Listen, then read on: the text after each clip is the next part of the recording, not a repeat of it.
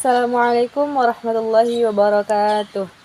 Alhamdulillahi rabbil alamin. Wassalatu wassalamu ala asyrafil anbiya'i wal mursalin wa ala alihi wa sahbihi wa sallim ajma'in. Yang pertama-tama dan langkah yang paling utama, marilah kita memanjatkan puji syukur hadirat Allah Subhanahu wa taala, yang mana Allah masih memberikan kita nikmat kesehatan jasmani dan rohani sehingga kita masih bisa melaksanakan aktivitas kita sehari-hari sebagaimana mestinya. Selawat merangkaikan salam kita hadiahkan kepada junjungan kita Nabi besar Muhammad sallallahu alaihi wasallam dengan lafaz Allahumma shalli ala sayyidina Muhammad wa ala ali sayyidina Muhammad.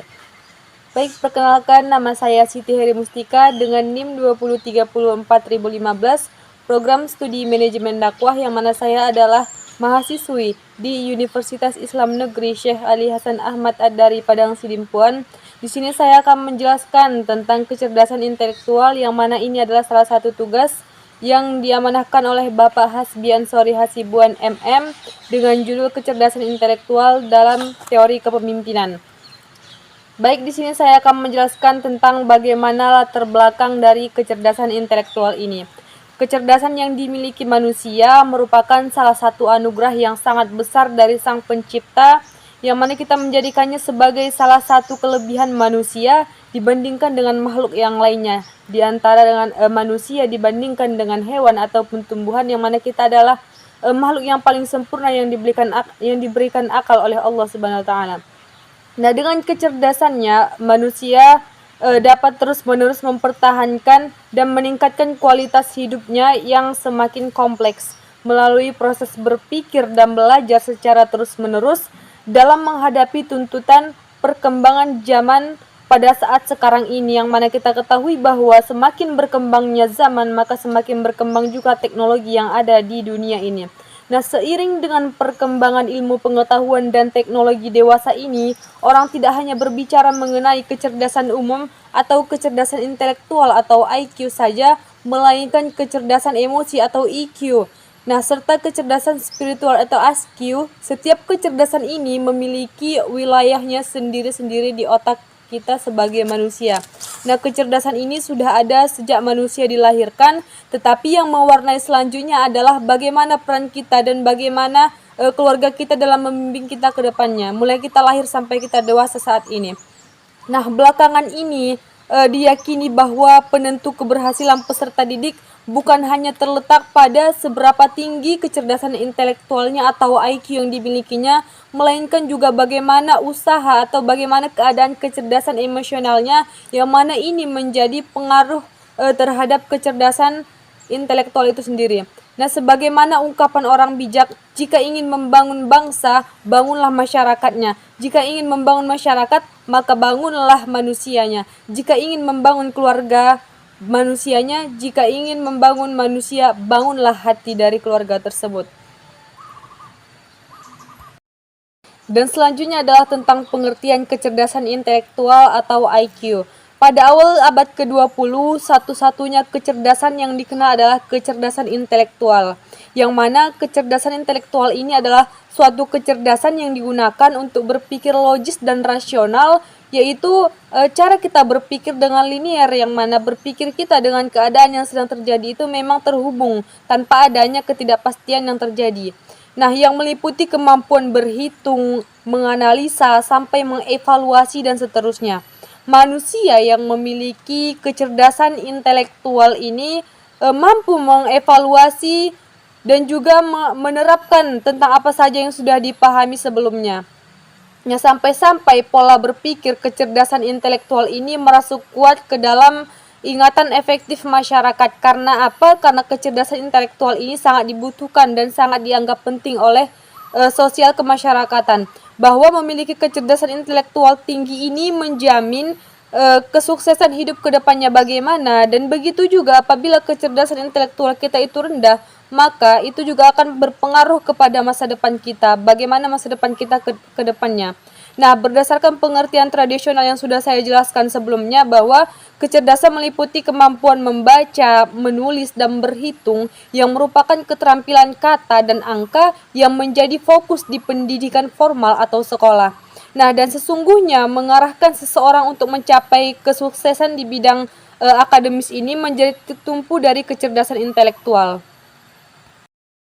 Menurut Sunar, kecerdasan intelektual atau IQ merupakan kemampuan untuk memecahkan masalah secara logis dan akademis.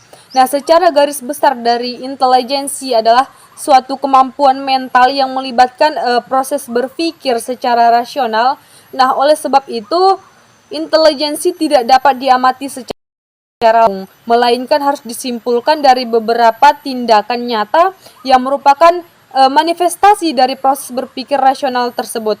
Nah, berdasarkan beberapa definisi yang sudah saya sampaikan, maka dapat kita simpulkan bahwa intelijensi adalah suatu kemampuan mental yang melibatkan proses kognitif secara rasional dan menggunakan daya pikir tersebut dalam memahami situasi yang baru. Kecerdasan intelektual atau IQ merupakan pengkualifikasian kecerdasan manusia yang didominasi oleh kemampuan daya pikir rasional dan logika. Nah, lebih kurang 80% IQ diturunkan dari orang tua. Nah, selebihnya adalah apa? Kita mencari sendiri tentang kecerdasan intelektual ini dengan cara kita belajar dan ingin tahu apa yang sedang terjadi, fenomena apa yang sedang terjadi pada saat-saat sekarang ini. Nah, menurut Raymond Bernard Chattel mengklasifikasikan kemampuan tersebut menjadi dua macam. Yang pertama, intelligence fault, yaitu merupakan faktor biologis yang mana kecerdasan intelektual ini faktor keturunan dari orang tua kita atau kerabat-kerabat kita yang memiliki kecerdasan intelektual tinggi ataupun yang memiliki kecerdasan intelektual yang rendah. Dan selanjutnya adalah intelligence crystallized yang merefleksikan adanya pengaruh dari pengalaman, pendidikan, dan kebudayaan dalam diri seseorang. Yang mana sudah saya jelaskan sebelumnya bahwa pengaruh dari pendidikan tersebutlah apabila kita memahami dari apa yang sudah diajarkan oleh guru kita, maka kita bisa meningkatkan kemampuan berpikir kita, maka itu menjadi titik tumpu dari kecerdasan intelektual intelijensi crystallized ini.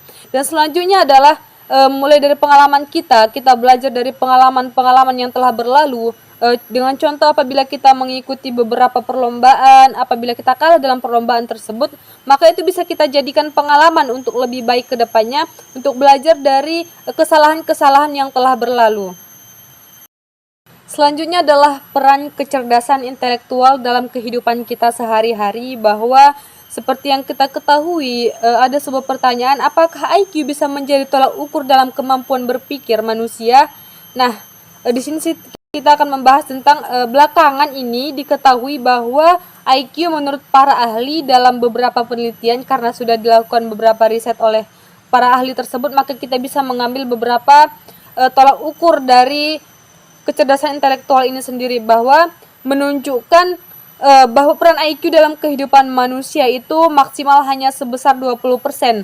Nah, menurut Stephen J. Stan dan Howard A. Book, MD, fungsi kecerdasan intelektual ini bukan hanya 6% saja, sehingga dalam menjalankan kehidupan IQ dan EQ harus seimbang sebenarnya.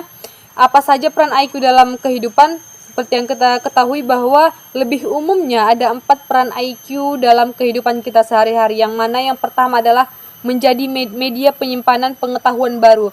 Apabila kita berada di bangku kuliah atau dalam pendidikan yang sedang kita jalani pada saat ini, kita mendapatkan pengetahuan yang baru dari orang-orang yang memberikan pengajaran terhadap kita, maka kita bisa menyimpannya dalam pemikiran kita.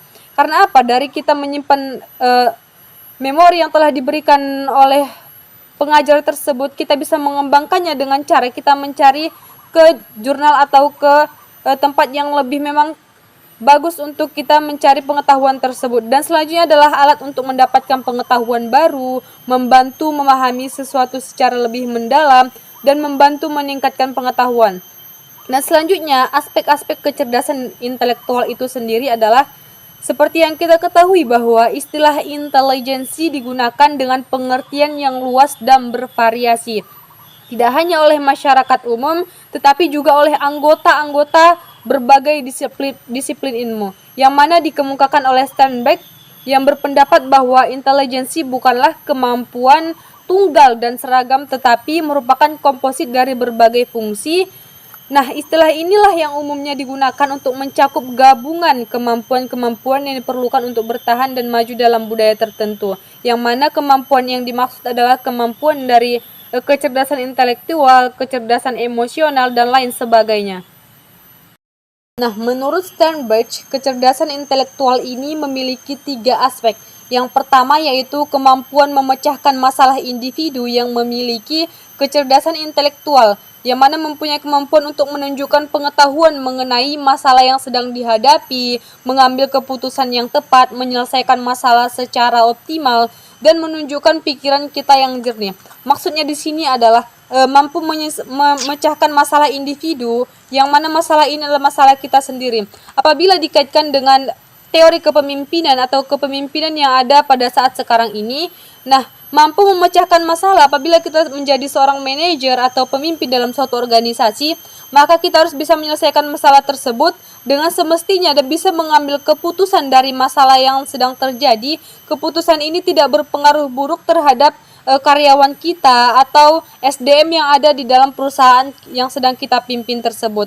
Jadi pengambilan keputusan yang tepat ini pula menjadi titik tumpu atau sangat berpengaruh dari kecerdasan intelektual ini, karena apabila kita memiliki kecerdasan intelektual yang tinggi, maka kita mampu mengambil keputusan yang tepat dan bagaimana mencapai tujuan dari perusahaan, tujuan dari organisasi itu ke depannya. Dan selanjutnya adalah intelijensi verbal individu, yang mana ini memiliki kecerdasan intelektual.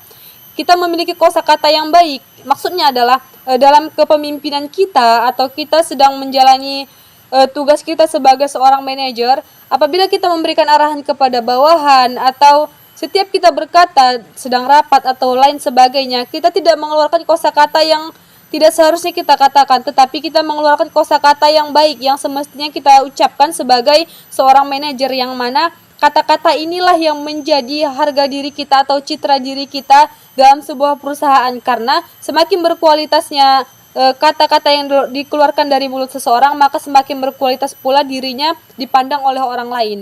Dan selanjutnya adalah intelijensi praktis individu, yang memiliki kecerdasan intelektual. Kita memahami situasi yang sedang terjadi pada saat sekarang apabila kita sedang memimpin suatu organisasi atau menjadi seorang manajer.